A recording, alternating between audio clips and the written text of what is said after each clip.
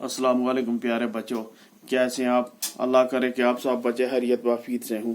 प्यारे बच्चों, कल हमने क्लास 4 की उर्दू का सबक पढ़ा था। सबक का नाम था मैं मिट्टी का तेल हूँ।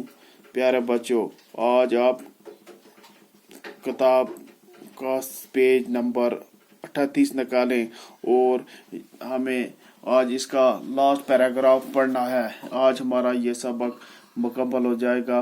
उसके बाद हम इसके सवालात भी करेंगे। तो प्यारे बच्चों, आप अपनी किताब निकालें, मैं पढ़ूंगा और आप इसे गौर से सुने और अपनी उंगली भी साथ रखें।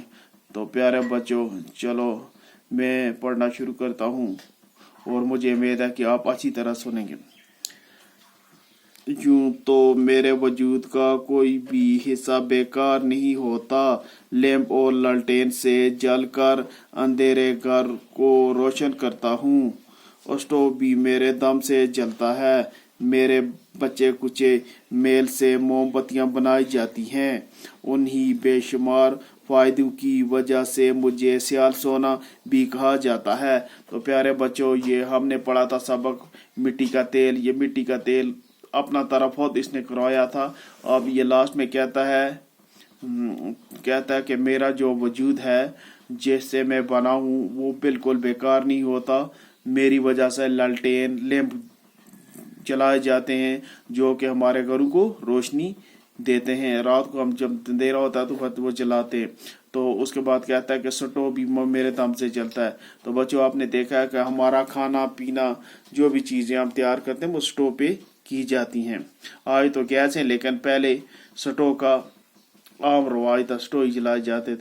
और उसके लास्ट में कहता है कि जो मेरा बच्चा कुचा मेल होता है वो भी फायदेमंद होता है। उससे क्या होता है, उससे मोमबत्तियां बनाई जाती हैं।